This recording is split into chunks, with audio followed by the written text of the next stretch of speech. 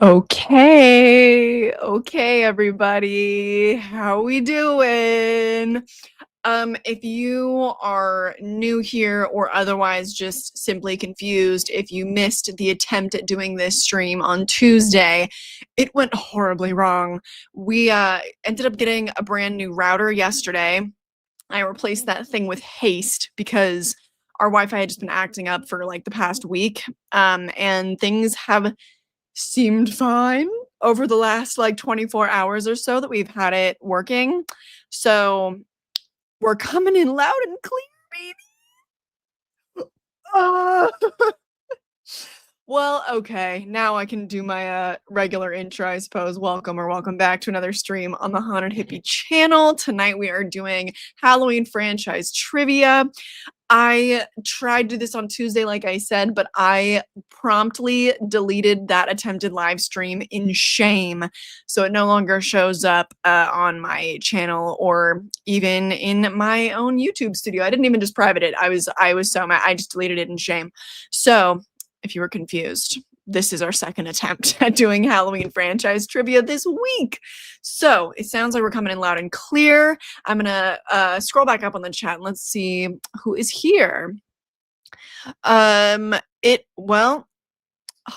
it's working and it's gonna keep working. Just keep your fingers and toes crossed just for like the next 5 minutes at least. The original title of Halloween, easy one. Who knows? Who knows? I don't wanna yuck anybody's yum. I'm gonna let you guys answer. Who was not approached to play Dr. Sam Loomis? Who was not approached? I feel like it's a bit of a loaded question. Is it someone who was thought of for the role that ultimately was never approached? Or because I feel like we need to narrow it down a little bit. What is the name of the reality TV show in Halloween Resurrection that invites guests to spend the night in Michael's childhood home? Oh my god. I actually don't know that. That's a great question. Oh, that seems like it would even be like a maybe I was gonna say it'd be like a top of the iceberg type question, you know? It seems really easy, but I don't know it. Is that like second tier? What do you guys think? And thank you so much. I should definitely do a trivia night for Screamin' at Nightmare on Elm Street. I can see that in our future. Hey, hopefully still coming through clear. Hope that you're well. Sweaters or dresses? What do I wear more often? I'm wearing a sweater right now. I wear sweaters a lot during like fall and wintertime when it's like chilly and stuff. But I wear dresses a lot in the apartment during summer when it's too hot. I guess it's pretty even. Hello? Probably not gonna get all the answers right. I'll do my best. I have a fair mix, but I would say that tonight's questions are pretty easy.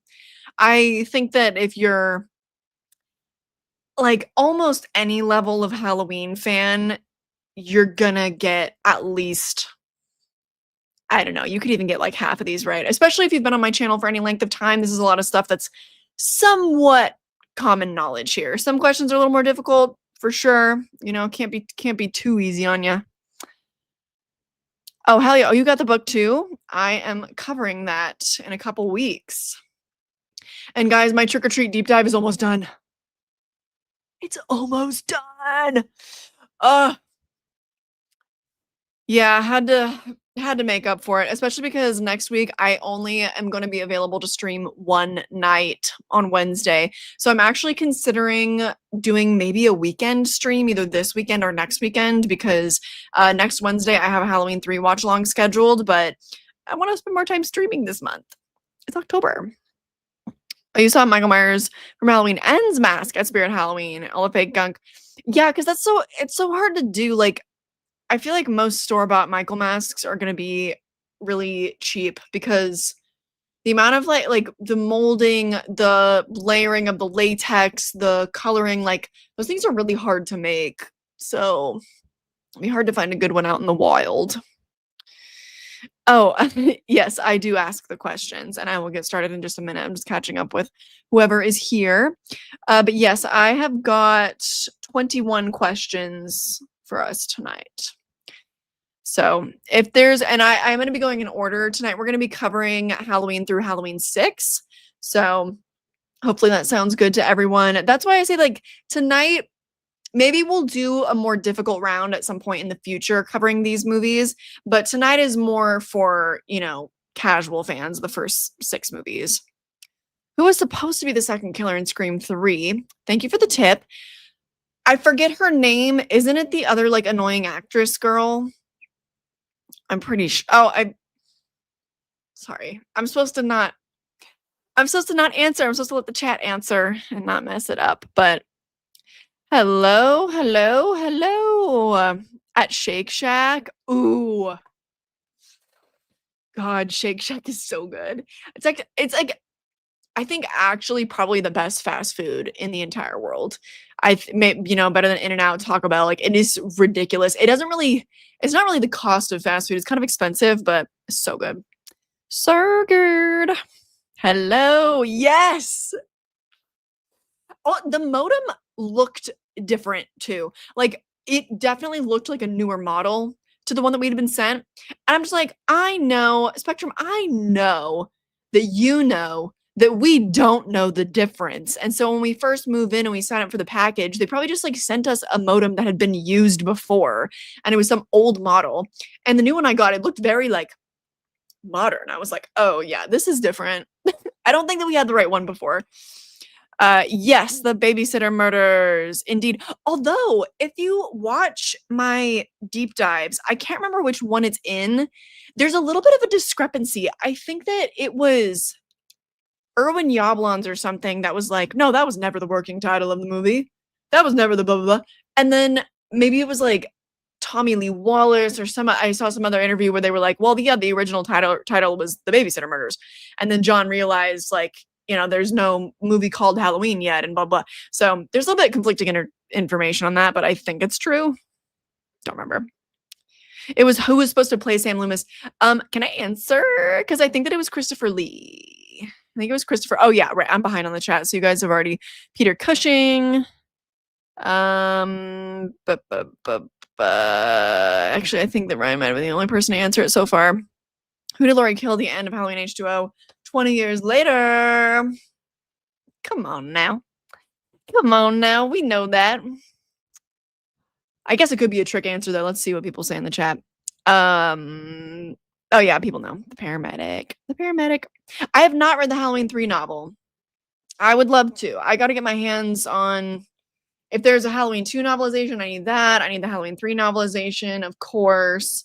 I'm sure I'll be covering that in the future. Every time that I think that the well has run dry, I'm like, I've been doing this for 5 years, covering the Halloween franchise for 5 years. What else can I do?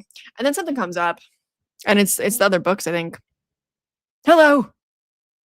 Oh, did you like it? I'm not into that world, so I like kind of wasn't really. If I was gonna go see it, it would be because it looks like a really good movie to watch, like on the Dolby Cinema. But I don't know, that whole vibe doesn't interest me too much. Oh, thank you. According to Deborah Hill, co-writer of the original Halloween, the idea behind the film was that you couldn't kill what? Come on now. I'm also gonna ask a question though, and then we will get back to yours so we can let people put stuff in the chat. Okay, question number 1. Who can name 3 of the actors that have played Michael Myers? And by the way, I'm not talking about the unmasked versions. So that is... Then never mind. So obviously I'll accept a lot of answers here because many people have donned the mask over the years. Give me 3 of them. Boogerman. Yeah, you can't kill the boogeyman. Correct. Busta Rhymes, so close. You got 2 of them. You're the closest so far. I guess this is kind of true. It's kind of true. You're being tricky. I'll give it to you though, because that's like deep cut knowledge. Like, for instance, the opening scene when they are opening the drawer, when the hand is pulling out the knife, that's Deborah Hill's hand. And then is it also Deborah Hill's hand when he's stabbing Judy? I can't remember. I think it might be. Ben Tramer. I will accept that as well. Nick Castle, James Courtney, Tyler Main. Yes. Don Shanks, George Spielberg, Nick Castle. Absolutely, absolutely. All good answers in the chat. I will indeed be accepting Ben Tramer. Had to start off easy with you as I do. But now, who played the unmasked version of Michael? Bonus points if you can name both of the actors from the original Halloween. Because Michael is unmasked at 2 different ages in the original Halloween. Here's a hint. One of them is allegedly annoying at best and kind of a weirdo at worst. I don't know. I just haven't heard good things about him at like conventions and stuff. I actually forgot about that too. Oh, see, you're gonna learn so many new things tonight. Tony Moran, correct. And I mean, I think that you shouldn't want to search online. I think it makes it more fun if you're like genuinely playing, because we're not playing for money or glory or anything like that. I suppose there is a bit of glory to winning the Haunted Hippie Trivia Nights, but I don't keep a tally or anything. We don't like announce a winner at the end, so I think it's more fun not to search. That's just how I roll. Tyler, Hobo Michael. I'm thinking of the little kid. Searching online makes it less fun. Exactly. You're playing for glory. Fair enough. Play however you please. Will Sandin. Yes, sorry, I missed this one. In Halloween 2, in the flashback, it is Adam Gunn. I actually didn't know about Halloween 2. I was just asking about the first movie, but bonus points. 3 extra points for that. Yeah, it's fine. I mean, if you want to search, it's no worries. Especially because for some of the questions, it won't really benefit you, because I like to include some questions that are either true or false, or questions that pretty much everybody knows the answer to. So the real challenge is getting your answer in first before everybody else. Okay. Oh, like this one. This next one, so easy. So easy. What is the name of the boy who bullied Tommy Doyle in Halloween? I have never kept tally. I've never done that. This is round 5 actually of trivia that we've done together. And I prefer not keeping track. That'd be so much to keep track of. I don't even catch all the comments, let alone like mark everybody down. No,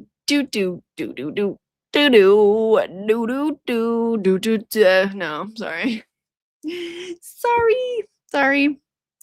Oh, I haven't even mentioned, I kind of forgot, but trivia nights are supposed to be like fundraising events for my next short horror film, Famished. And we are picking up right where we left off last time with, oh wait, did I share the right page? Yes, I did. Okay, yes. So yes, we bear in mind, this is always linked in the description box, and once we hit 5,000, we'll be watching Human Centipede 2 together. And at this rate, I think we'll probably be doing that at some point in December, would be my guess. Yes, Lonnie. Did anybody say his full name? Yes, Lonnie Elam. Indeed, little Lonnie. Get your ass. Damn it. Sorry, that was going to be my next question. That literally was going to be my next question, but I should have known somebody would comment that, because last time when we did our watch along of the original Halloween, I was making so much fun of the reading of that line.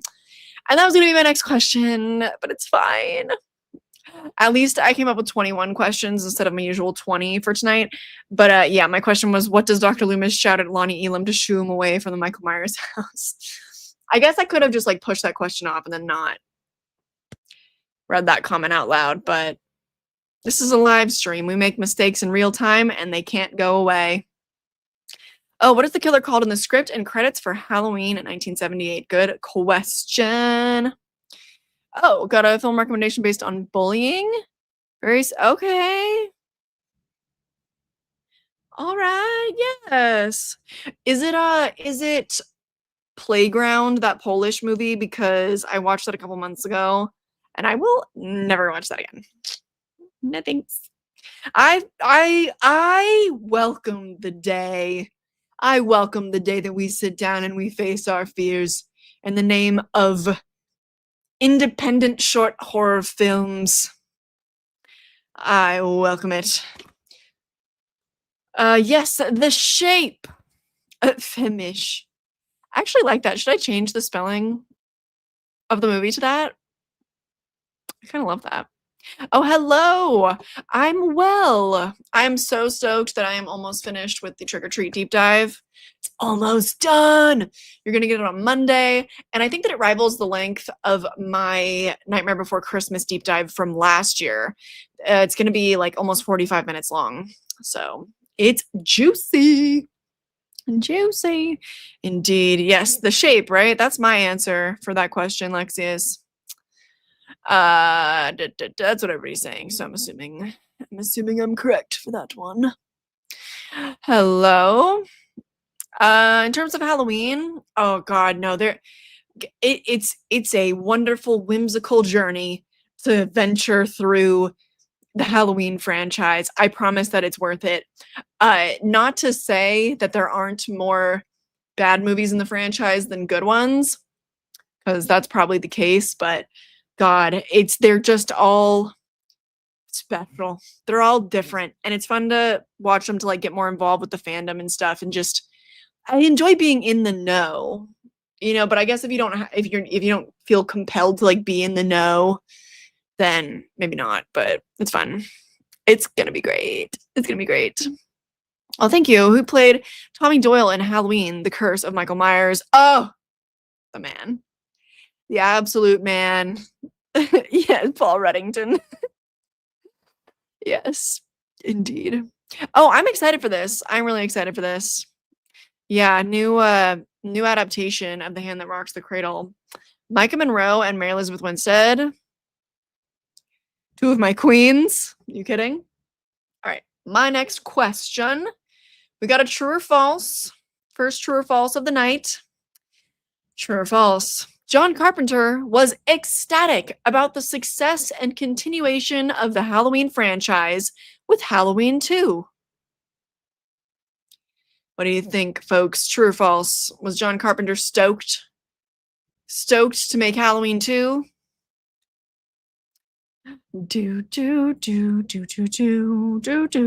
Oh, Mean Creek. Oh, no, I haven't heard of that one.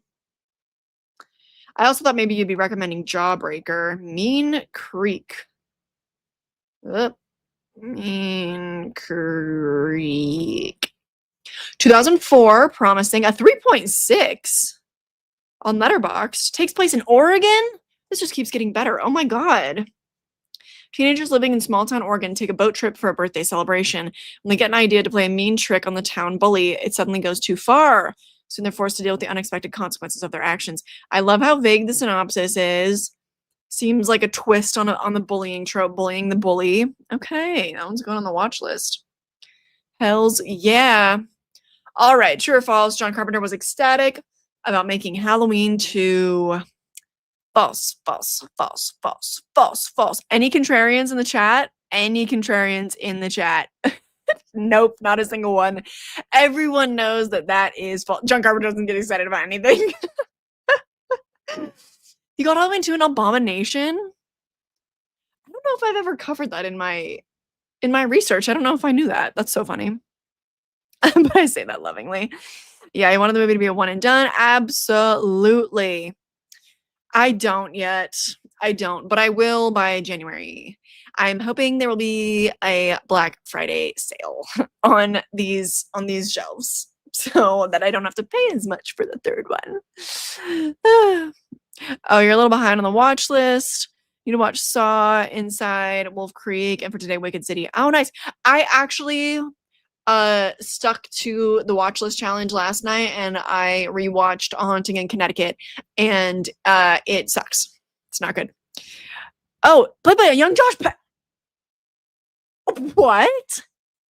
Oh my god, I didn't even notice that from like the poster or yeah, he's not on like the he's not back here. He's not on the banner either. That's so crazy. Oh my god, Josh Peck, sure enough. Wow. Might have to expedite the watching of that. I like it a lot too. Hello. He does like video games. I'm sure that he gets excited about smoking weed and playing video games. Okay. All right, another super easy question. What did John Carpenter consume to write the Halloween 2 script? You already know. You already know. You know. This is, I feel like, one of the most. This is like tier 1 of the iceberg, I think, in terms of trivia. I would say. So I feel like at least we talk about it all the time. I haven't watched that one in a couple of years, actually. But yeah, it has a little fun twist on the trope of who dies in a slasher. Oh yeah. Ooh, Monster House tonight? Oh shit. I was gonna remind myself what the challenge is for tonight if anybody was curious. On night 9, today's the 9th, yes. An anime horror movie. Yes, indeed. Monster House is a good choice. 6-pack. Oh, you're watching Wicker Man for the first time tonight?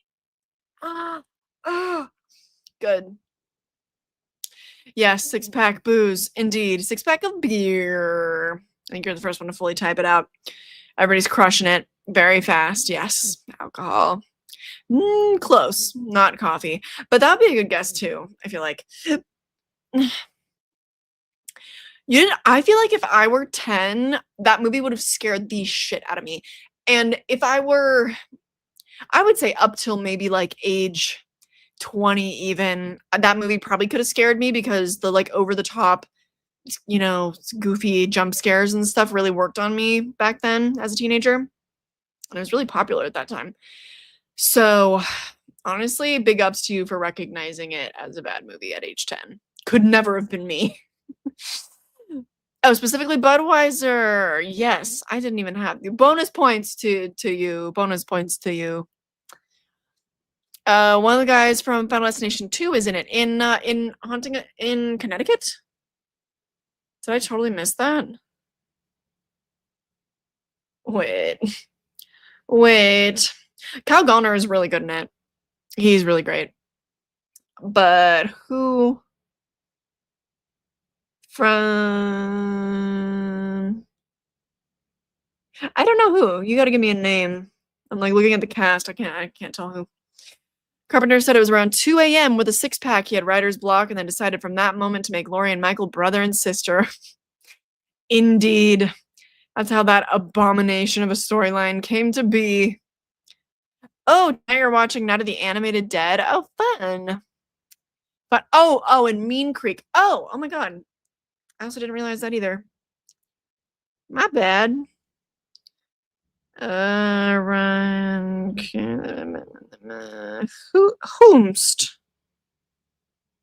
Whomst. Ryan Kelly? No. Who? Why don't I recognize him? Oh, one of the guys, Brandon Williams, is in Halloween H2O. Small world. Hello.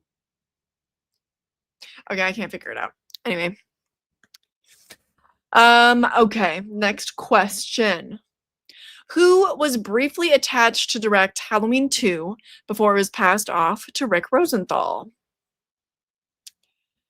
Who almost directed the movie, but decided that they didn't like the script and that it wouldn't be the best movie to start their directing career. Have I given away too much? Too many hints?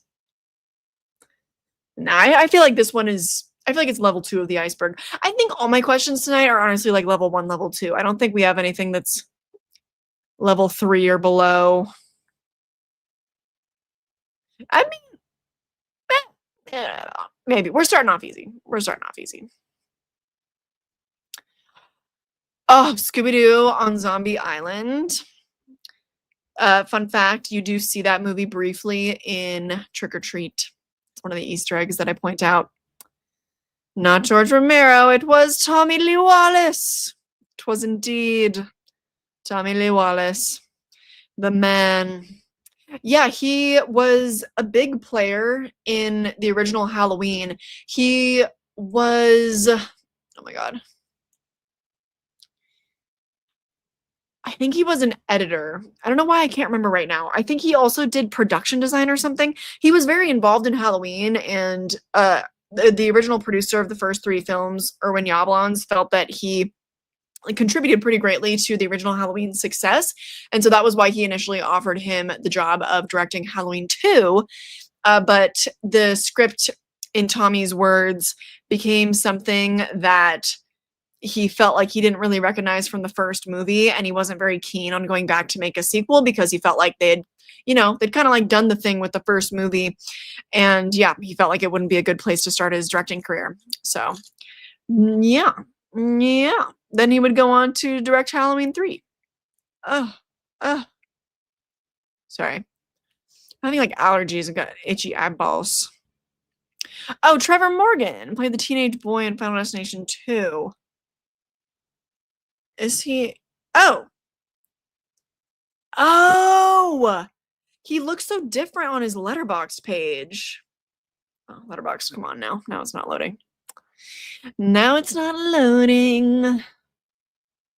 Come on. Letterboxd. Actually, it's probably not Letterboxd. It's probably my ancient phone. He was a production designer. Yes. Did I? Oh no, I didn't ask my next question. I was like, okay, next question. All right. Where did John Carpenter meet Halloween 3 director Tommy Lee Wallace? Oh, he was a producer, art director in the original film, also briefly played the Shape in the closet scene. Oh. Before they switched to the Unmasked scene with Tony Moran. Man, the Shape truly, like, that is just kind of unbelievable because you have Deborah Hill playing the hand. I forget exactly when John Carpenter was playing the Shape. If somebody knows, put it in the chat. And then we've got Tommy Lee Wallace playing him in the closet scene. Like, isn't that just kind of incredible? Like the amount of people that come together to create the boogeyman, to create that character. I think that's so cool. So, excuse me. Amanda Crew was in the 3rd Final Destination. She's in Huntington, Connecticut. Yes, I recognized her face, but I didn't remember what from. Must have been Final Destination. Damn, with quickness, with a haste. I got Ryan coming in first. Here's that glory you ordered, sir. Burning Man. I would, honestly, I'd believe it, but yeah. Does anybody know what college specifically? Oh, I don't know. Did he? I have seen, I want to say like 3 of Tommy Lee Wallace's movies. Obviously, Child's Play, Halloween 3. I feel like oh, no, I'm sorry. The original Child's Play is Tom Holland. What am I talking about? But what Tommy Lee Wallace, what made for TV thing? Why can't I? Did he do It? Yes, he did. Yes, he did It. Okay. And then, oh no, but I haven't seen Fright Night Part 2 yet. That's the other big one. That's the big one of his that I need to see. So yeah. In a band, I would have believed that too. Believe you me. In my Halloween 3 deep dive, I do believe that I reported that they met in college. If they knew each other, wait, there is somebody that John Carpenter met as kids. Somebody. Okay, I could totally be screwing this up and mixing it up with another director, but I think that it was John Carpenter who had a childhood friend that he went to different colleges with, and they both of them went to different colleges, and but they sent each other letters in the mail to like stay in touch, and then they ended up professionally collaborating later on. I can't remember who that is now. Not Tennessee. Nope. USC, baby. Indeed. They met at USC. Which, like, I don't understand why John Carpenter is not in the conversation of film school brats. You always hear about Steven Spielberg and George Lucas and what, like Stanley Kubrick or something. Is he the other film school brat? I don't remember. And I'm like, how is John Carpenter not in that conversation? Hello? I don't know. I guess because he wasn't doing like blockbusters. Is that why? I don't know. What musician was not involved in a Halloween movie? Well, that's a very loaded question. I mean, I'm not sure which part you're asking about. For instance, Rob Zombie is a musician and he directed a movie. John Carpenter is a musician and directed a movie. Who was not? What musician was not involved? I mean, that's a lot of musicians. I don't know. Alice Cooper? Like, I don't know. I'm not sure. I'm not sure. It's a fun little romp. Yeah, I've heard that it's actually not bad. Like Friday Night Part 2, I've heard that it's decent. And I'm surprised that Tommy Lee Wallace didn't become a more iconic horror director. I'm just kind of surprised that it kind of caps off there. Everything else he's done, I have not heard of. He's directed 15 films. It comes in at the top, Halloween 3 and Fright Night Part 2. Like, I mean, Halloween 3 and It, very, very iconic films, obviously. It's just like, you know, why wasn't he given the keys to different kingdoms within the horror genre? I don't really understand. Chapel Roan, I would say so. I'd say so. Not Kubrick. I feel like there's 3 filmmakers that are lumped together. Who am I thinking of then as like the film school brats? Ethel Cain, good answer. T-Pain, obviously. Yep. Celine Dion, probably not. What? Excuse me. I went to film school. People in film school, although I will say, some people you go to school with in film school are annoying as hell. They're annoying as hell. And I don't blame you for the association. I don't. I can't begrudge you that. Some people are annoying as hell. Alice Cooper. I need to rewatch Prince of Darkness. I feel like I didn't appreciate it enough the first time, and I think I'd really like it now. Coppola, Scorsese. Yes. Oh. Yeah, no, yeah, that tracks. I was gonna say, but Scorsese's older, isn't he? But no, that tracks. Oh, Marilyn Manson. Yeah, why? Yeah, why? I appreciate you making us think. Very random question. Keep them coming. All right. Alrighty, we got this is definitely a second tier of the iceberg question, I feel. Okay. Tommy Lee Wallace is credited as the sole writer of Halloween 3. Who penned the first 2 drafts? Doop doop doop doop doop doop doop doop. Oh my god, thank you. What's the name of the drive-in movie theater mentioned by hospital staff in Halloween 2? Oh my god, I feel like that's level 3 of the iceberg. That's like when you're the type of fan that you've like memorized all the dialogue. I don't know. I don't know. I'm gonna have to look it up, but maybe somebody knows. There's got to be someone here who just will absolutely just crush all this Halloween trivia. I remember specifically too, because oh my god, they're talking about it when they're in in their break room, right? they're like talking about what they did do that day or like what their plans are for Halloween or something. Uh, I don't remember. John Carpenter, John Carpenter, John Carpenter. So that is half of the answer. That's half the answer, but that's not who was originally hired to write this script. Originally, they hired somebody, and I guess Tommy Lee Wallace was like not a fan of the direction of the script, but I don't even think that there was any harsh criticism really, because the person who was hired to write it just was like not having any of the criticism. Like they were not really willing to budge on their writing. And so they literally removed their name from the project. But Tommy Lee Wallace has said that he credits them for writing about 60% of the script. So after that, then John Carpenter took a crack at it and wrote an entirely different draft. And Tommy Lee Wallace did not like John Carpenter's draft. So then Tommy Lee Wallace essentially had to take it upon himself to write the final draft of the script, but he used about 60% of the original script. So who was it? Was it called the Lost River Drive-In? Is that right? Is that correct?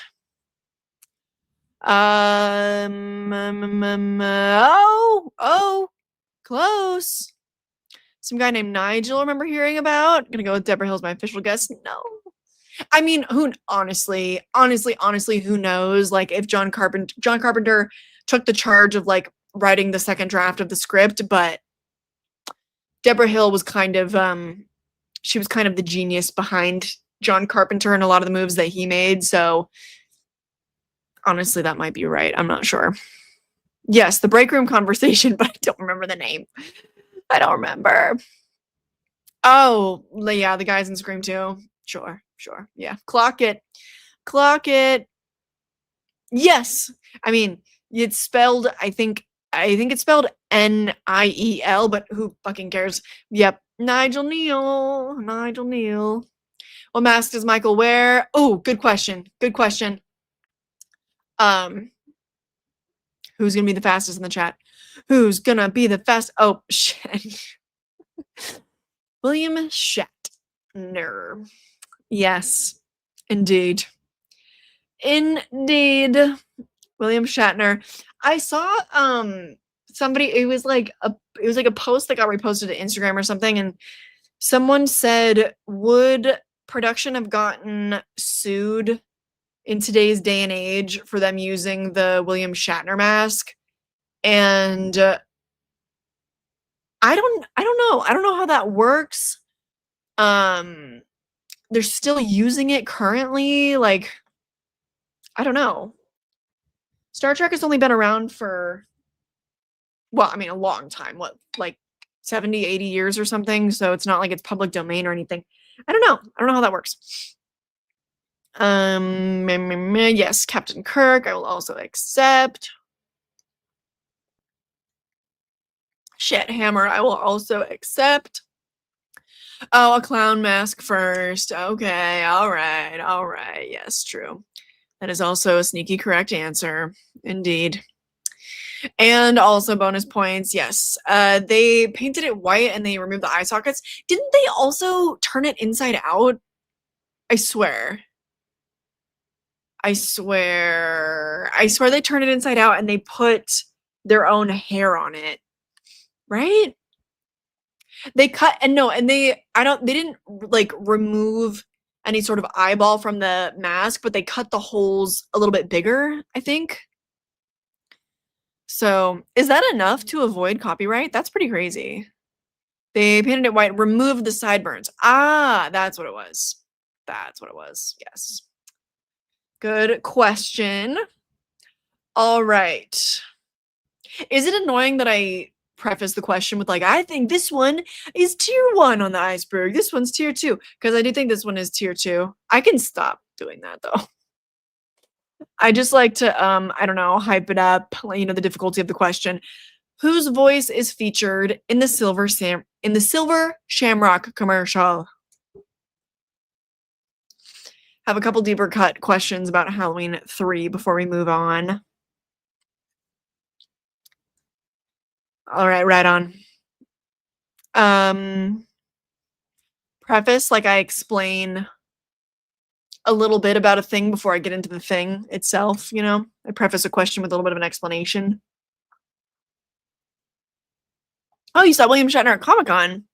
I don't think he would mind using the Shatner mask. Has anybody ever put the Michael Myers onto William Shatner? Have we tried this? Has anybody Jamie Lee Curtis, Tommy Lee Wallace, no idea, Wallace. I don't know who that is. Dom Hauser. Fred Rogers, Tommy, no idea. It was indeed Tommy Lee Wallace. I can't verify this myself, but that sounds right. Jamie Lee Curtis was only the voice announcing the curfew. So actually, if you said Jamie Lee, you're kind of, I mean, you're right in the ballpark. I can't really give it to you, but you're right in the ballpark. So, oh, Shot in the Dark. Well, wait, he's credited on what's the YTM version? Yeah, he is because they ended up like pitching his voice up a little bit. I think, like, what does he say? Welcome, kitties, or I forget what he says in the commercial, but yeah, it's Tommy Lee Wallace. Okay, this one I am going to let breathe a little bit because I feel like a lot of people won't know the answer, and I think that a lot of you guys will probably take hilarious guesses at this one. So, why do you see a handkerchief hanging out of Tom Atkins' pocket for the majority of Halloween 3? I think this is a good one. It's a good question. Oh, as it should be. As it should be.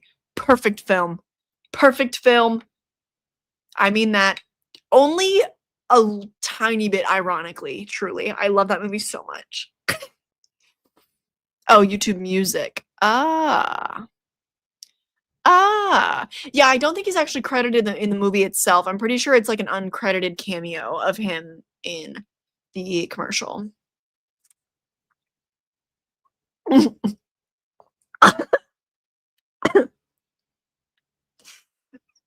No. Love the guess. He had the sniffles during the shoot. Don't like how poorly I'm doing on the Halloween 3 trivia. Well, it's kind of one of the black sheeps of the franchise. I mean, of which there are many, of course.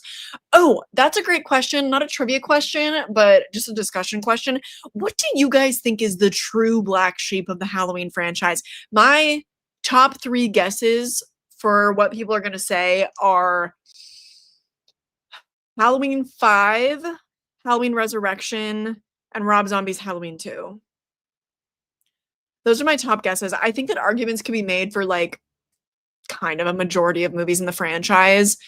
If you're like a newer fan of the franchise, maybe you'd say like Halloween Ends even. I think Halloween 3 also, a lot of people would say that too. Like, I think a lot of movies can be considered the black sheep. For me, I would say the black sheep to me and like my personal least favorite is Halloween 5. I mean it's the vibe of the Thorn trilogy, it like it kind of fits into. So if we're talking true black sheep, I'd probably say Halloween Resurrection just because tonally, like vibe-wise, like what the hell is that in comparison to literally the entire rest of the franchise? It doesn't even really fit the vibe of H2O. It just really doesn't. So I would say that I would probably, but then like Halloween 3 literally doesn't even have Michael Myers. So then like I guess by my own logic, I should be saying Halloween 3.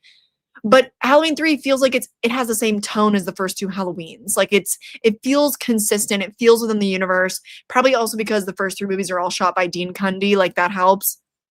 I'm rambling too much. Right. Why did you see a handkerchief hanging out of Tom Atkins' pocket? Because he was sweaty. He was. He just was. Eye boogies, sweating a lot. If it were my dad, if it were Father Hippie cast in Halloween 3 and he had a handkerchief in his back pocket the whole time, that would be the reason, let me tell you. Horrific nose allergies. So the answer is that he had a cold. I think that somebody oh, was he supposed to hide a robotic part? Good guess. He did have to blow his nose, yeah. He describes it as having walking pneumonia. I featured a clip in my Halloween 3 deep dive where he's talking about how he had to climb up a ladder like a million times, and he was like, I got to a point where I thought that if I had to do it one more time, I would just keel over dead. Like, he literally thought that he was gonna die. He was so sick, and then he was like, and then they didn't even end up using most of it in the movie. Resurrection 5, definitely Resurrection. Halloween Kills was the only one. Yeah, I figured people would be saying. Oh wait, I had to check all the rooms in my house. So points for that. Oh, I thought you were answering that Halloween Kills was the black sheep. I'm sure that some people would say Halloween Kills too. Some people really hate that movie. Just want to know the thinking when it comes to the franchise. Would it be better if Jamie was the next killer in the later films?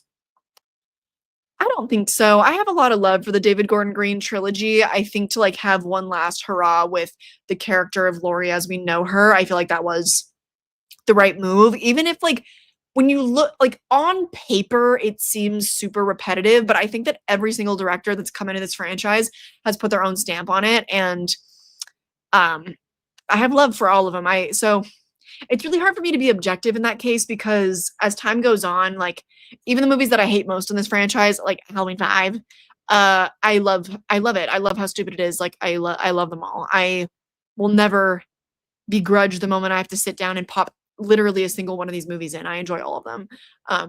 This is a weird tangent now, but I don't know that would have been an interesting idea for sure. But I like what we got ultimately. Resurrection is the worst. Rob Zombie's Halloween 2. Halloween 6 for sure.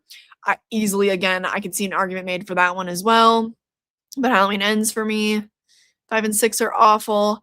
I think so far we've gotten the most Resurrection. Yeah. I think we've gotten the most votes for Resurrection. Resurrection is very fun. I love Resurrection. You can pick it. Yeah, I'm genuinely asking everybody like what you guys think the black sheep of the franchise is, and yeah, I guess like your logic for picking it. I think most people their logic is just like you guys are probably just choosing like your least favorite one. For me, that's hard. Like objectively, I do think Halloween 5 is my least favorite one, but it's still I don't know. It's still hard for me to say. You think Halloween 3? Thank you for the tip, by the way. Current black sheep is Halloween 6. That shit is radioactive. Wait, why do you say current black sheep? At least Resurrection got a little bit of sympathy because of Busta Rhymes. Halloween 2, maybe because of Rob Zombie. I love Rob Zombie's Halloween 2, to be honest. Like, I struggle to think of another slasher that had done it before Rob Zombie's Halloween 2, where, the next installment of a franchise just unflinchingly like takes a really hard look at the trauma caused by the previous installment, and that's what it is. Like Laurie being a menace and just lashing out at every single person, and everybody in her life being affected by it, and like her life just falling apart. It's a really interesting take to me. So like funnily enough, like more popular critics and stuff like Sean Fennessy, who is a co-host on the Big Picture podcast. That's like it's on the Ringer Network. It's like a huge movie podcast network. He loves Rob Zombie's Halloween 2. He like calls it a masterpiece, you know. So I feel like popularly Rob Zombie's Halloween 2 is probably not the black sheep, at least not anymore. I don't know. Resurrection feels more like a Scream movie, which makes sense. So does H2O. Resurrection could be the internet put it in meme culture. That helps it out, yeah. You think it's Halloween 3 since it doesn't feature Michael. Grew up watching Halloween 5, so I'm biased. It connects to 4 in the producer's cut. Resurrection just ruins the awesome ending from H2O. Yeah, nobody's mentioned that so far. Nobody's mentioned that so far. Yeah, sniffles are symptoms of a cold, indeed. Anybody who mentioned like having a cold or the sniffles or whatever, you were correct, by the way. Yes, you win a point. Oh, thank you. Sorry, some of the questions I asked don't make sense. I'm not very familiar with the franchise and its lore. That's okay. Honestly, your question about like what musician was not involved in the Halloween franchise, I think it really made all of us think, and that was that was pretty funny actually. Resurrection, it is still fun. It is still fun. Yeah, they're fun. See, we don't mind. We don't mind. Yeah, I mean, I agree. I had a very angry initial reaction to that movie, but I am when it comes to like it's gonna sound kind of dumb, but hopefully this is a safe space, and I feel like it won't sound dumb to you guys because obviously we are a fandom that like gathers together. So I think this is a safe space to admit. I like went through the stages of grief with Halloween Ends because I was so looking forward to it, and the way that it was advertised to us and everything, I got my expectations up so much because I love the first two movies just right out the gate so much that I went through I was stuck I was in the, like, denial and anger phase for a little bit there. Um, and then, of course, in my review, it's like you do the bargaining of, like, I woulda changed this and blah, blah, blah.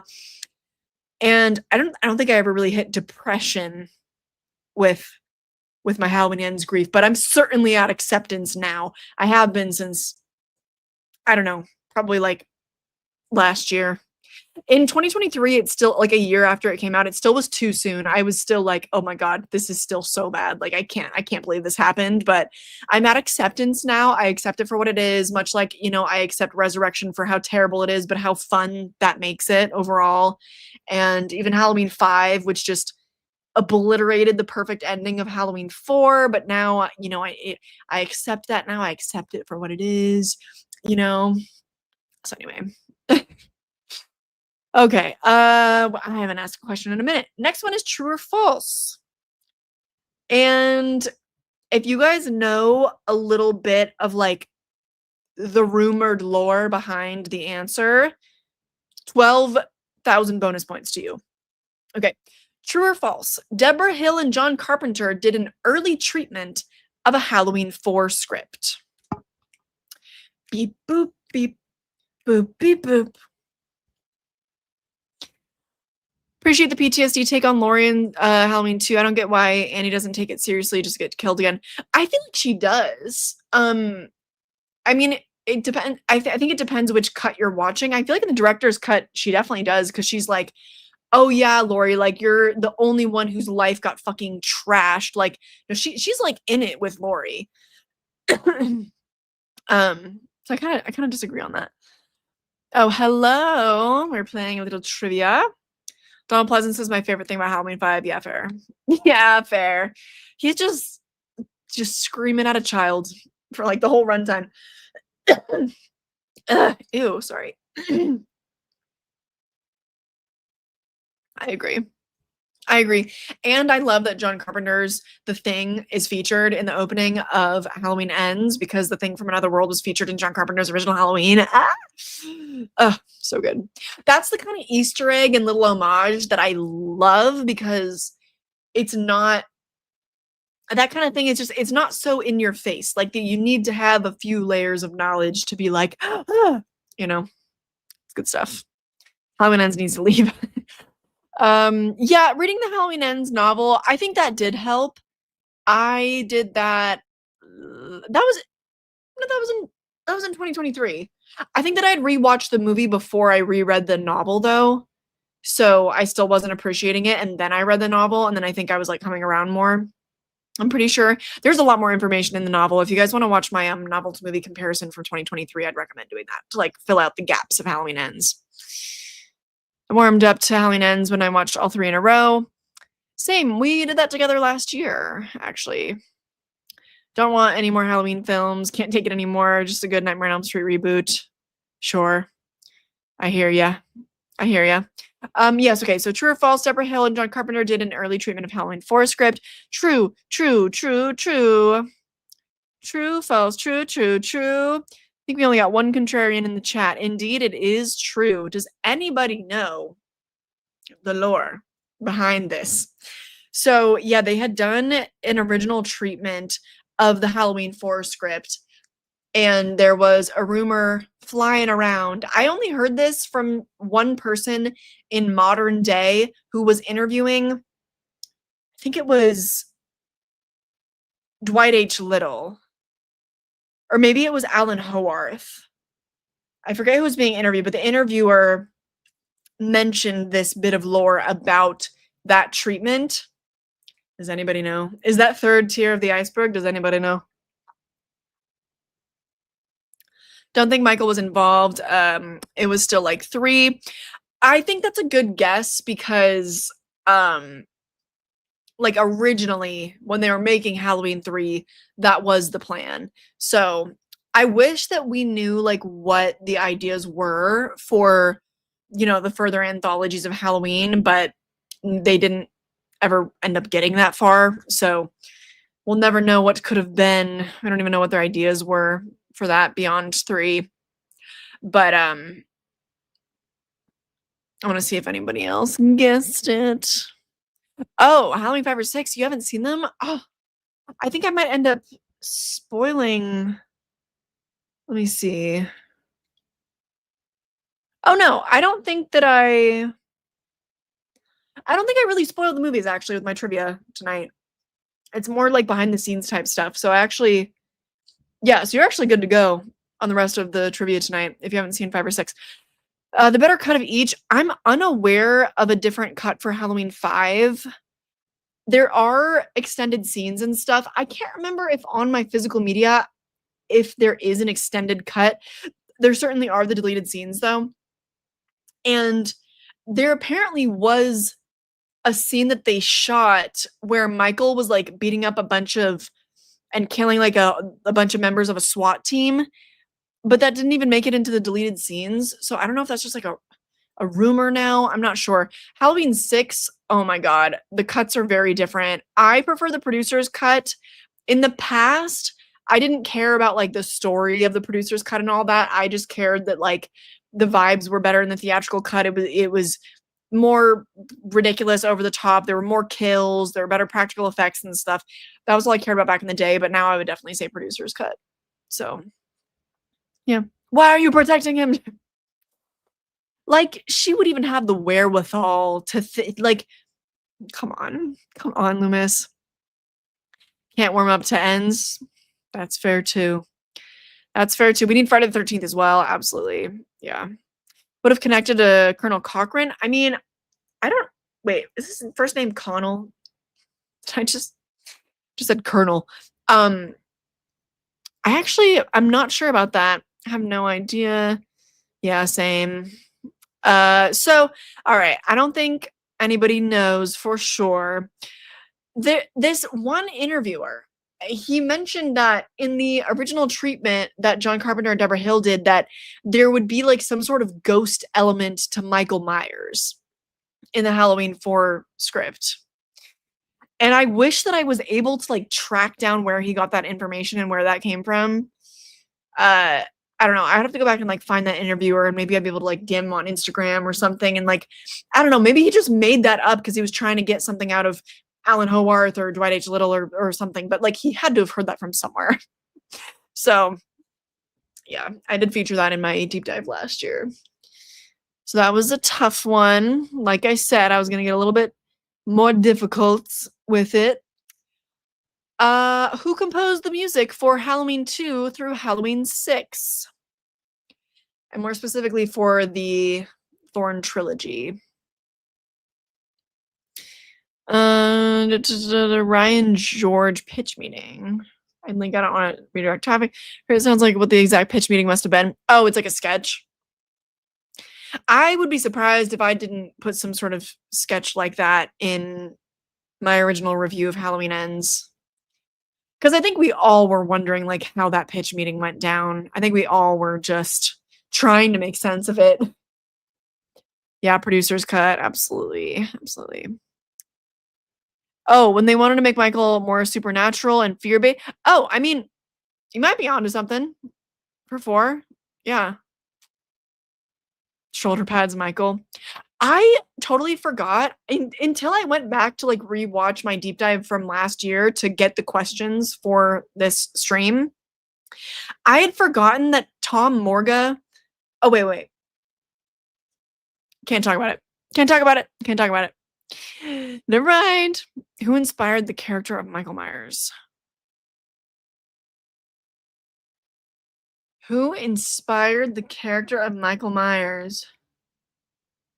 I don't know, so I'm gonna take a swing here. Um, who or is it what? Because I want to say like the boogeyman. Uh, was it something about the way that he walked? Oh my god. Trying to reach far back in the file cabinets of my brain. But it's musty and dusty back there. I don't remember. Nothing's coming to mind. Nothing's coming to mind. John Carpenter and Deborah Hill were not involved in the direct production of Halloween 4, but they did sell their rights to the franchise. They did. That was the time where they ended up selling their rights. John Carpenter's son, Harry Manfredini, John Carpenter, Alan Howarth, yes, Alan Howarth. John Carpenter and Alan Howarth tag teamed the Halloween 2 score, and then I believe they also tag teamed the Halloween 3 score. But then Alan Howarth took over for 4, 5, and 6. So yeah. And also, if I'm remembering correctly from my research with like Halloween 2 and 3, John Carpenter like kind of got Howarth set up and like kind of provided the base of the score, obviously with like the original iconic tune and all that. And then Howarth put in like the organ in Halloween 2, and so he put the layers and refined it and all that, and then did 4 through 6 on his own. So he's actually like a big piece in the music of the Halloween franchise. I feel like a lot of people don't recognize that. That's fine. I don't know if you can leave a link in that. Whenever people leave links in my comments, they always get flagged for some reason. I'm not sure if you can leave them in the chat, but whatever. All right, who was originally cast as Michael Myers in Halloween 4 before being replaced once filming began? I'll put it in the chat, don't worry. Don't worry. Ted Bundy inspired Michael Myers, William Shatner himself. O.J. Simpson, he was alive at that time, wasn't he? But no. Oh, it was the child in a psychiatric hospital. Oh, shit. I don't think I knew that. Where'd you... Oh, they're friends. It's grabbing the gym key. Bye. I moved things around. I put the candle there for my trick-or-treat deep dive because I thought that it would show. It doesn't really show up that much in the video, so it was kind of for nothing, but I moved the key.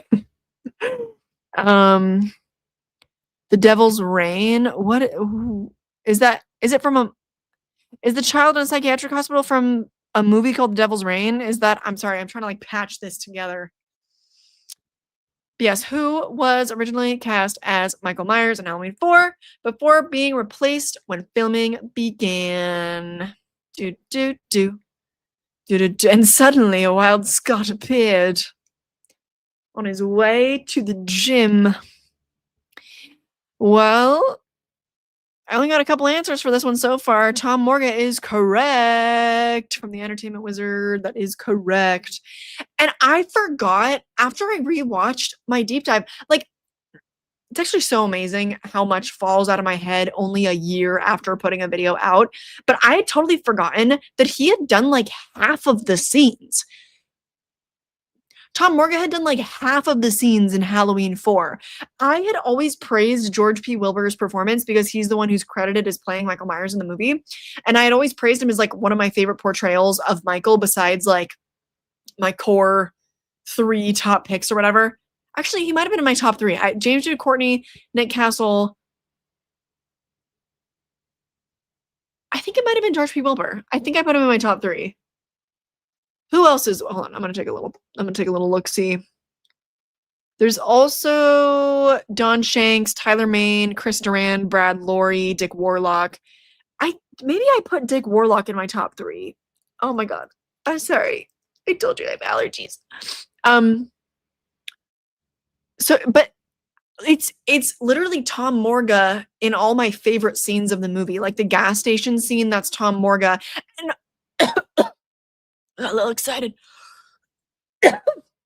And weirdly, I'm pretty sure that it was the gas station scene in those dailies that Mustafa Akkad was not a fan of, and he was like, he's not right. And so then George P. Wilbur came in like halfway through filming. So crazy. Correct. Correct. Indeed. I watched the video on my TV, typing here on my laptop. Those are the trippiest things that ever happened to me. Wait, what? What are you talking about living as a strawberry? What are you talking about? Robert Downey Jr., insane guess. Insane guess. I think that he was a child when this movie was being produced. I'm blocked. Okay. That's a good one. That's a good one. He did. And wait, who was it Tom Morga? I might be wrong for this. I didn't include it as a trivia question. I might in the future when we're talking about like Nightmare on Elm Street and Friday the 13th. Was Tom Morga the actor that has technically played 3 of our major slasher villains? Did he also play Leatherface briefly? Am I making that up? This is like a very, very popular fun fact amongst like multiple sub-horror fandoms. Who's the actor that played I feel like you would know, right? Oh, yes, he played Leatherface. Oh, I wasn't making it up. Yay. Yay. Because he's the only actor to have stepped into the shoes of all 3 of them, right? So, yeah, I think that's a cool fun fact. I think that's a cool fun fact. Okay. Last Halloween 4 question. Oh, it's going in at different speeds on different screens. Oh, I see. I see. Okay. How did the Halloween 4 director compel Danielle Harris to cry? Oh, I spelled compel wrong. No. Oh, well. Oh, well. Oh, well. Danielle Harris was struggling to emote during Halloween 4. So what did the director do to get her to start crying? Dee, dee, dee, dee, dee, dee, dee. He plays Jason in A New Beginning. That sounds right to me. That sounds right to me. Yeah. So glad sound and visuals in this broadcast are back to normal. Yes. Me too. Me too, brother. Me too. This is my job. Like, I was scared. I was like, oh my God. Because I also was worried, like, did something change? Like, is my microwave on the fritz now? Like, am I just not gonna be able to get good Wi-Fi where I work now? Like, I was in a little kerfuffle. Because also, like, we can't put the Wi-Fi literally anywhere else in our apartment. There is not like a cable attachment for it literally anywhere else. Otherwise, it would be in this room. Trust me. Oh my God. Yes, he yelled at her and locked her in a closet. Yeah. First answer came in, was correct. Told her that her favorite frozen yogurt place was shut down. Onions? Oh my God, that'd be so diabolical. Yes, locked her in a closet. I did? Wait, I spelled compel right? Why does it look wrong to me? Wait. Why does it look wrong to me? That's how compel is spelled?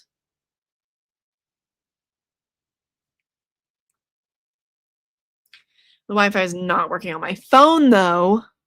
Why would it? Oh, that was spelled right. Oh my God, I'm so silly. I'm so silly. I'm way too in my head. Yeah, locked her in a, and not only that, locked her in a dark closet, turned the lights off, and locked her in there. Yelled at her. Yeah. Dude, things were not the same. The way that, and then on the set of Halloween 5, when they're out in Utah, like at the hotel, she was the only person in the cast whose arms were skinny enough to grab the alcohol out of the cabinets in the hotel, because they like didn't pay to get the cabinet opened or something. I don't know, or the bar was closed and they went down there and she got it. And she just was like partying with everybody else. I don't think that she was drinking. I mean, maybe, but like she was 12 and she just like, they would come into like her room, like the whole cast and stuff. And they all just were partying together. Is that not insane? It's like where were her parents? Like why was the director empowered to scream at her and lock her in a dark closet? Like just crazy stuff. A different time to be sure. Something else, absolutely something else. Because also at that time for Halloween 4, she was, I think they shot that when she was 10, maybe 11. I'm not sure. Oh, Devil's Rain is a movie Shatner did where he wears a mask of himself. Oh, interesting. I did not know that. Could you imagine? I don't know if that would have gotten me at age 11. Unless it was like one of my like security blanket stuffed animals. I don't think that would have got me, but I don't know. Usually it's the 12-year-olds asking the adults to get them alcohol, right? Yeah, I know. It happens to me once in a blue moon, but yeah. I think he did, at least like in the behind the scenes stuff. That's what the streets say. That's what they say happened. I don't think they had the same labor laws for children back then. Like, I don't even know if she legally was like having to do school and stuff on set. It doesn't sound like it. Does not sound like it. Her mother was there on Halloween 5. Do you know this to be true? There's nothing about her parents like in the behind the scenes stuff. I thought she was told about the death of a tortured puppy. Oh my god. Yeah, I'm pretty sure that was Drew Barrymore. Yeah. I think that Wes Craven like told her to imagine puppies dying or something. Something horrible. Something horrible. Okay. Next question. We're moving on to Halloween 5, baby. What horror legend designed the mask for Halloween 5? Oh yeah, she celebrated her 11th and 12th birthdays on both Halloween sets. Yes. I did remember that. I don't think that I included that though in my deep dives, but I remember learning about that, which is so cool. It's so special. God damn! With haste. That was sent in. I don't think I'd even I don't know if I'd even finished the question. God, before that was up. But yes. Greg in Otero is correct. Otero, indeed. Indeed. Yeah, it's an 8-year difference between my older siblings. I can relate to being in some wild situations. Same. My older sister like ran around the house, like chased me around the house, like kicking the shit out of me. It's just, bro, like so much about being a sibling is literally just like survival of the fittest. I swear. And she was 9 years older than me. So diabolical. Grow up. Like, come on. Come on, dude. She was like 17 and I was like 9 or something, or 8. And she's just like chasing me around the house, like kicking the shit out of me. Crazy. Insane. I liked it. I like bad answers. Yeah, I know. He was a gentle guy, but like also very twisted in the head. Like his original movies, I mean, like Last House on the Left. Ugh. Uh-uh. Indeed. And also, oh my god, this isn't even one of my questions, but bonus points. Does anyone know who on the set of Halloween 5 he had a fling with? I'm gonna put that in my question list here. I have a whole like document of all the trivia questions I've asked you. Who did he have a fling with on the set of Halloween 5?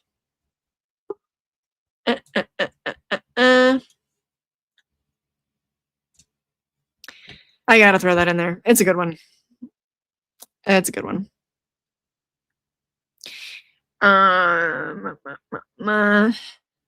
Yeah, at that time, I think that he also was. What year was Creepshow? I think he did both of them, right? So it was like around that time. I mean, it was the 80s, mid to late 80s. I mean, that's like, yeah, Greg Nicotero's era. I get and Tom Savini.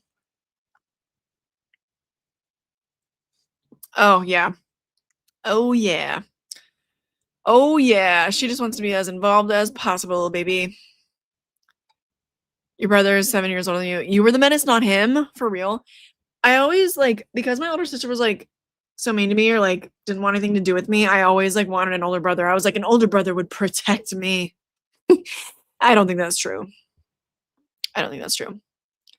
Yeah, I put some, or I put one of the videos, at least, from the BTS in my deep dive of the Thorn trilogy, if you wanna see that. She puts on the Michael mask and is, like, pretending to stab her co-stars. It's pretty wild. Uh, mm, mm, mm. Is her name Tina? I think that was it Tina? Was Tina the devil girl? I don't I forget which one is Tina, to be honest. I can only remember the actress's name. Um, Rachel's actor, maybe. The sister, Wendy Foxworth. Is her last name Foxworth now? Is that yeah, Wendy Kaplan. Did I just make that up? Wait, did I make up that her name was Did maybe she's married? Hold on. Wendy Kaplan. No, she's still Wendy Kaplan. Okay, she's still Wendy Kaplan. Whew. Oh, but she's married to Beau Foxworth. Interestingly though, like she's no, she's okay. She has two IMDb page. Oh no. On IMDb, she is Wendy Foxworth, and then on Wikipedia, she is Wendy Kaplan. Interesting. Interesting. Yeah, I think like she's mostly known as Wendy Kaplan, at least for the Halloween fandom. Oh, Tom Savini did Creepshow. Yeah, I'm gonna mix them up. I'm gonna mix them up. You had to play with Dr. Loomis. They kept it confidential. Sammy was the devil girl, right? Yeah. So, yes, she wore the maid outfit and kisses Michael in the car. Yes, she had the fling with Greg. Good for them. Good for her. Yeah, apparently, like multiple people were hooking up on the set of Halloween 5 because they were like partying so much and stuff. But the only names that were dropped were Wendy and Greg Nicotero. Okay. Next question. This is a pretty easy question. All right. Why did the mask not fit Don Shanks in Halloween 5? Oh, thank you. Do you like the idea of Halloween 4 writers had for Jamie to be the killer in Halloween 5? I do. Wait. Oh my god, wait. When I was talking about Jamie being the killer earlier, had the person asked if I thought that Jamie Lee Curtis should have been the killer? Because I swear that's what the question was, but now I'm realizing I might have been mixing it up with Jamie the character. Oops. Because yeah, I would love for the continuation of Halloween 4 to have been, for it to have at least made sense. That would have been great. Yeah, I mean, ultimately, like, I'm glad for how involved Danielle Harris ended up being in the franchise. And if this is what had happened, that might not have been the case, but I would have maybe liked to see kind of the pattern reemerging again. Like maybe they flash forward or they just take a break with the franchise. And then many years later, they pick it back up with Danielle Harris where she's like in the ward, you know? I honestly, hands up, would still like to see a continuation from Halloween 4. I would love to see them pick up and cast Danielle Harris as Jamie, and it kind of mirrors the situation with Michael, but maybe there are more complexities there. I don't know. I don't know how, like, saying that, I'm like, okay, maybe it would be too similar to like Rob Zombie's Halloween, maybe it'd be too similar to Halloween 2018, but I'm a diehard. What can I say? I'd be here for it. Okay, yeah. So why did the mask not fit Don Shanks in Halloween 5? It was a function. Wendy Kaplan even points out that like there are some scenes where her under eye bags are like really, really puffy because they just straight up were not sleeping. I included a clip of Greg Nicotero in my deep dive where he like looks at his watch and he's like, it's 3 in the morning, or it's like 5 in the morning. Like, we got to be on set in like 3 hours. It was too small, but does anyone know why it was too small? Hair was too bushy. Don Shanks actually, I don't think he had facial hair. I don't think. Not too big. His face was too big. It was. But why? Why was it too small? Oh, you were talking about Jamie the character earlier. Oh my god. Embarrassing, embarrassing, embarrassing. But for me, the default Jamie of the franchise is Jamie Lee Curtis. So my bad. My bad. At least I finally answered that question now. Sorry. Dick Warlock was the original Michael in 4? What? I don't know about that. I don't know about that. Tarantino's Halloween treatment was for Michael to take Jamie on a road trip and killing spree. That'd be kind of fun.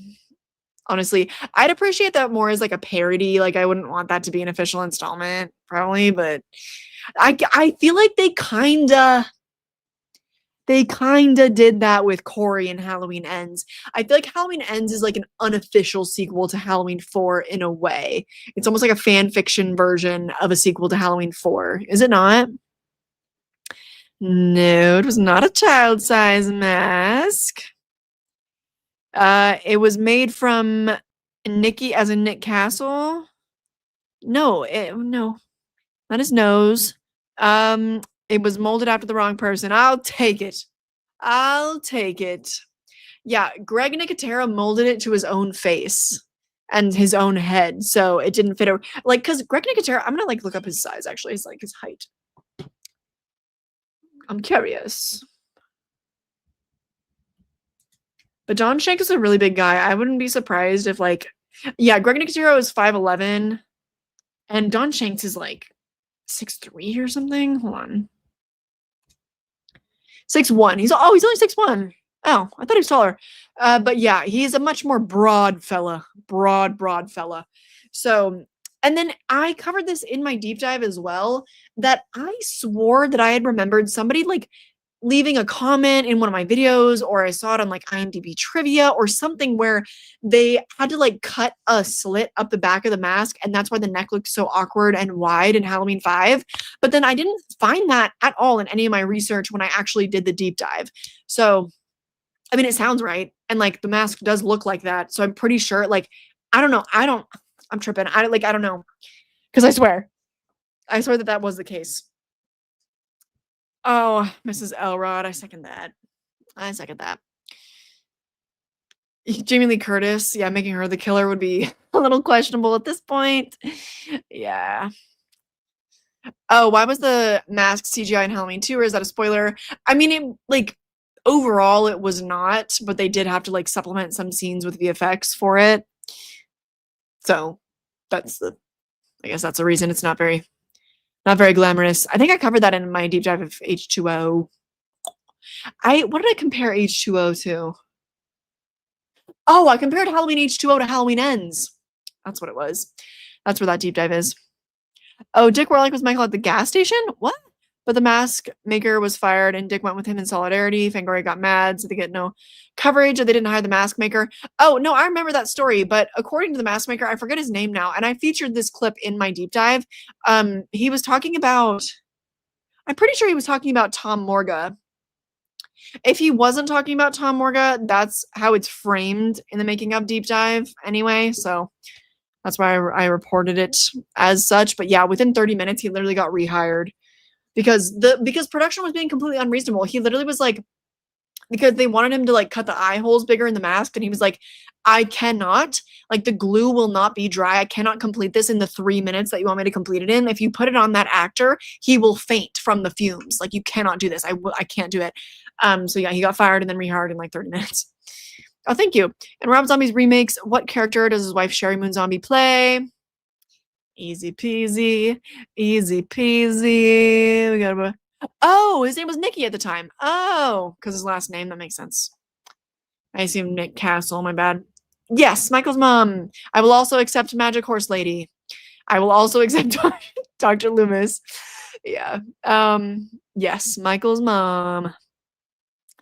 Michael's my old lady Myers. Old lady Myers. Yes. Okay. What's my next question? Oh. Oh. Here we go. What is the lowest rated movie in the Halloween franchise? What's the lowest one? Ugh. Do. Gonna let the answers roll in. What am I gonna watch tonight? I'm making dinner tonight, but then hopefully I'll have time for a movie. Guys, I have become addicted to the show Scream Queens. And no, not the one you're thinking of, not the Ryan Murphy one. I am talking about, I want to say it was, what was it, 2006, maybe 2005?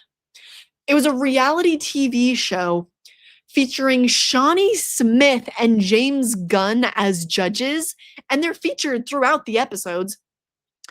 It was a competition show for a girl to land a role in Saw 6. It's so good. It is the best trash TV I have ever consumed in my entire life. You can watch it for free on Tubi. You're welcome. You're welcome. Oh my god. Okay, yeah, so sorry. The lowest rated Halloween movie on Rotten Tomatoes. And indeed, 6. I swear to you guys are so fast. Straight up before I even get the question out. My god, yes, it was 6. Some guesses for 3, Resurrection. That's hand to God, I would have guessed Resurrection. I would have guessed Resurrection so easily, but yes, it is Halloween 6. It has a whopping 8% on Rotten Tomatoes. Actually, you know what? I'm gonna pull it up. Actually, not yet. No, I'm not yet. Because I'm gonna ask the next question and then I'll catch up with the chat just really quick. Of the 13 movies of the franchise, how many of them have a fresh score on Rotten Tomatoes? What do you think? Yeah, yeah, guesses for Resurrection. Oh, you also guessed 6 though.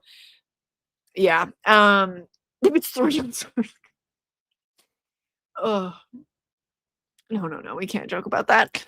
I still have not watched Peacemaker.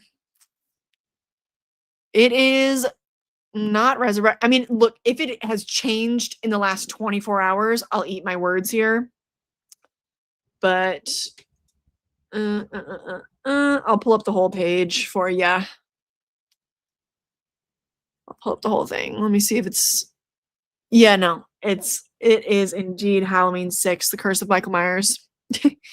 You went 6 because it's next in trivia. I know. I was hoping some of you would maybe take the bait and say Halloween 5, but nobody did. Okay, of the 13 movies, how many have a fresh score on Rotten Tomatoes? 1, 1, 2, 4, 2, 2, 9. So you're saying 2, 3, 2. Original is the only one. 3, 6, 9. Is it 5? No, the lowest rated of the franchise is indeed 6. And how many of them have a fresh score on Rotten Tomatoes? You might be wondering. Let's take a little scroll. Instead of a stroll, let's take a little scroll. So wait, should I move my? No, this is fine. So yes, 8%. They're very close. I mean, they're very close. 10%, 11%.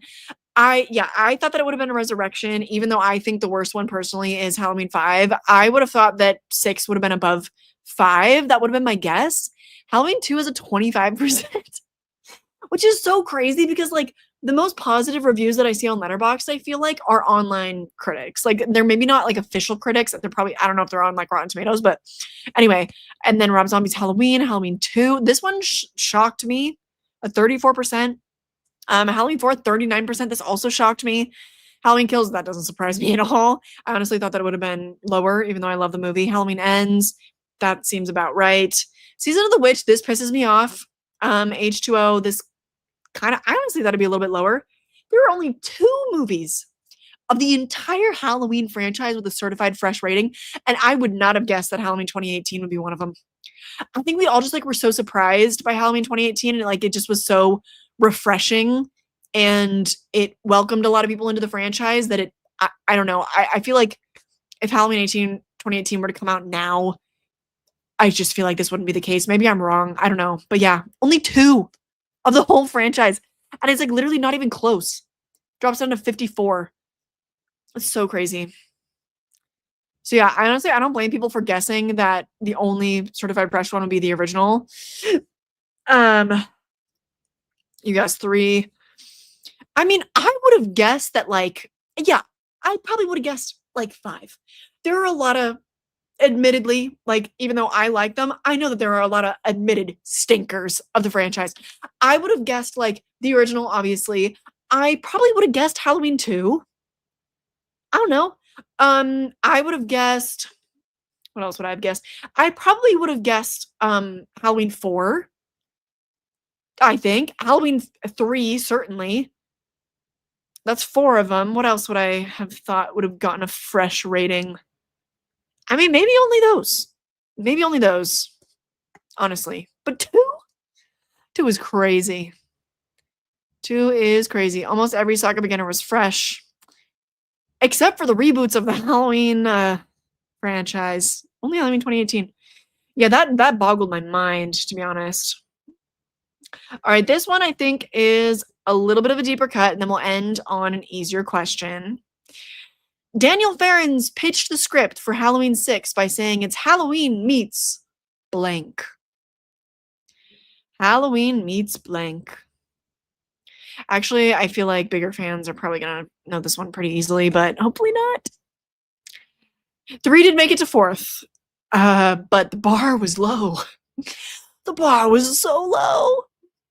8% is so crazy. And the crazy thing is too, is like there's not, it annoys me so bad. I really think that it should be standard practice that if there are different cuts of a movie, those different cuts need to be listed on the movie database, like Rotten Tomatoes, Letterboxd, all of that on IMDb, because it just doesn't seem fair. Like, that 8% is a culmination of all the ratings between the theatrical cut and the producer's cut, and they are literally, I cannot stress this enough, different films. So it just doesn't make sense to me. Or in that case, maybe it makes even more sense because people like hate both cuts for different reasons. So, but then I guess on that note, people will love the different cuts for different reasons too. So that would it probably cancels out, honestly. Probably cancels out, but still, H2O should be higher, you think? I mean, it's the 3rd highest of the franchise. Yeah. No, I mean, no, of course not. Of course, like, I don't really particularly think that H2O is a good movie. I really don't. I think it's a very, very basic slasher. It's honestly like not one of my favorites of the franchise, but it's one of the more basic ones. Like I can kind of understand how it, a 54%, that seems reasonable. It just seems, I don't know. That threw me for a loop. Anyway, so yes, Daniel Farrens pitched the script for Halloween 6 by saying it's Halloween meets dog shit. Oh, cruel and unusual meets Hellraiser. Good guess, Hellraiser. Really love the first Rob Zombie Halloween. No, honestly, like I love the Rob Zombie Halloween movies too. Like, I love them both. I don't care. It's more for like vibes, and honestly, I think it's starting to be a nostalgia thing because I first watched the entire franchise at age 20, and I look back at that and I'm like, I was just a kid. I was just a kid. I was just a girl. I was only 20. So now I definitely have like some nostalgia, and it just, I don't know, brings back the feelings. No, that was incorrect. It was not Hellraiser. The Omen, no. The Exorcist, no. Okay, hint. It's a cult movie. Put that in the chat. I'll put that in the chat with the question. Honestly, the original script for Halloween 6 sounds really good. Honestly, again, go rewatch my deep dive of the Thorn trilogy because I covered the differences between script to screen, the producer's cut, and then the differences between the producer's cut and the theatrical cut. You can just see how, like, Daniel Farren speaks so passionately about it. I think he had a really amazing, fantastic idea for the script, and it sounds like it really would have harkened back to the original film. It wouldn't have been all over the top. He's like, I don't know why it came out looking like Temple of Doom. It sounded really great. So it really I know people clown on him because obviously the movie didn't turn out well, but it's worth going back and watch that deep dive. I get into all that. Wicker Man, good guess. Rosemary's Baby, indeed. Indeed. I can see why everybody's guessing Wicker Man though, because obviously like that was more recent compared to Rosemary's Baby when he was like pitching and whatnot. It would have been more timely. But yes, it was indeed Rosemary's Baby. Yeah, Halloween meets Midsommar. Could you imagine? Yeah. So and the way that he describes his original script when he's interviewed about it, I included a lot of those clips. Just honestly, just go back, just rewatch the deep dive. You'll get all that information. It really does sound very heavily inspired by Rosemary's Baby, and it would have been really cool.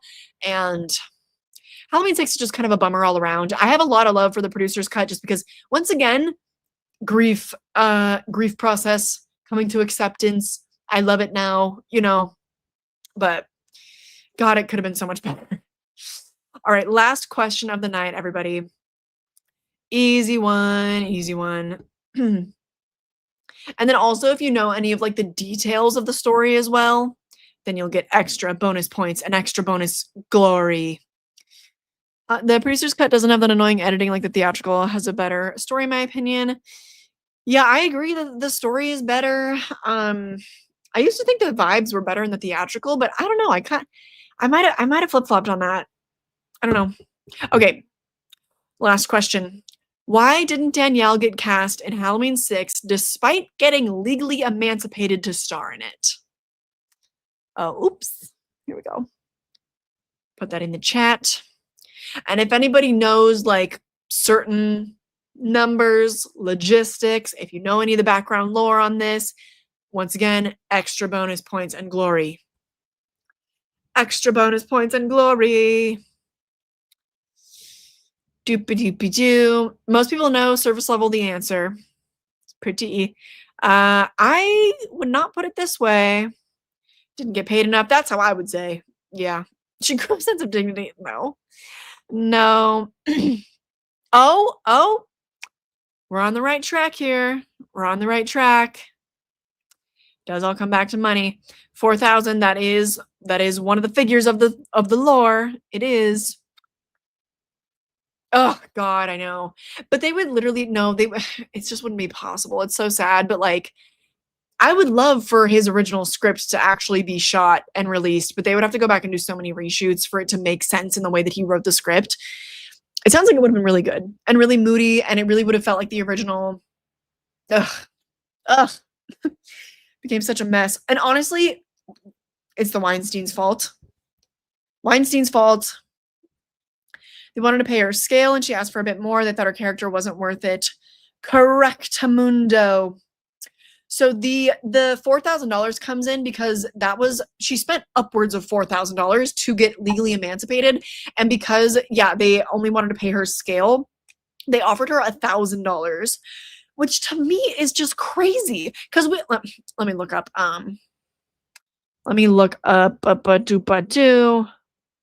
Halloween 6 budget. Curse of Michael Myers had a budget of, roughly $5 million. Quick Google skim, that's on Wikipedia. So I would imagine that, I don't know, with marketing, whatever, maybe they spent like $6 million on it.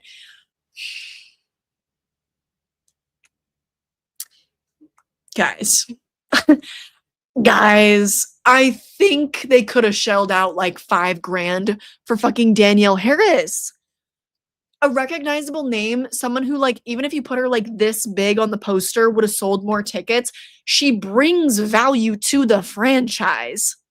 That's so insane to me. Like, obviously at that time, like Halloween's not the most mainstream. She's not like a huge star. I can understand that argument. She brings value to this franchise specifically. Maybe it's because like many years had passed and they're like, I don't know, they're like, oh, well, she doesn't look the way she did in the first two movies, so it doesn't blah, blah, blah. Like, dude, I don't know. I think that's crazy. And so yeah, in the little featurette that she has, she was like, they only offered me this much. I'm like, okay, well, I guess that I don't mean anything to you. And then she was like, she didn't say it in so many words, but I feel like she was kind of saying that it was for the best and she might have walked anyways because the script became something completely unrecognizable. She's like, why would I have been pregnant with my uncle's baby? Like, what the hell is this? Which, by the way, was not in the original script. Okay. Incest was not in the original script, by the way. By the way. Yes. Correct. Correctamundo. She only wanted more money to cover the legal costs. Exactly. Exactly. It's so insane. I can't even believe, like, only paying $1,000 period for what is claimed to be a $5 million budget film for an actor that's having to, mind you, it's freezing cold, like it's snowing where they're shooting, and then it's raining. The actress that ended up playing Jamie in that role got hypothermia because they were putting like it was raining on her. I forget. I think it might have been a rain machine, maybe not actual rain, but it soaked through her clothes, obviously, and she got hypothermia on set. $1,000? Are you kidding me? Are you kidding? That's insane.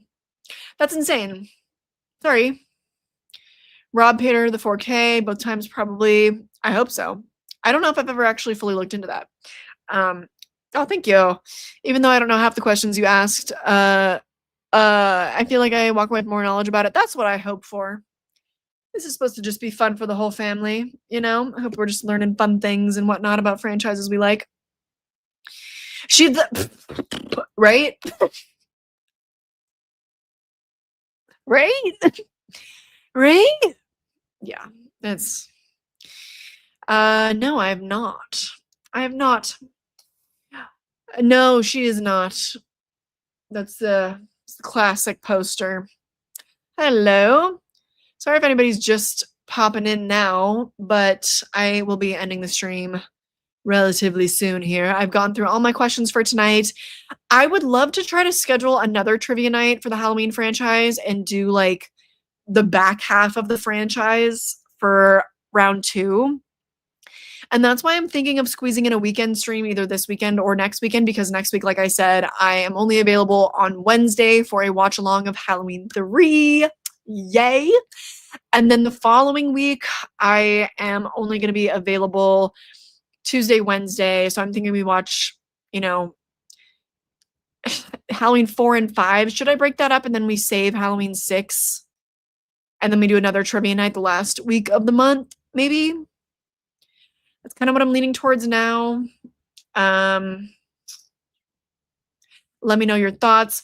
I wanted to try, I planned out all my content for the month, like, so I was in it with my planning for all the content, but not for my streams. So sorry, this hasn't been super structured and put together, but it also depends on like when, movie tickets go on sale, like on the 23rd, that Thursday, I can't stream because I ended up just booking my Shelby Oaks ticket for 7 p.m., So it's kind of hard to plan ahead for the streams, but did I see your recommendations for a movie? Oh, did I miss something? Hold up. Looking through my starred comments. I don't think so.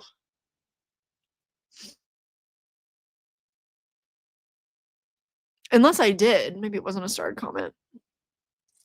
4 and 5 simultaneously.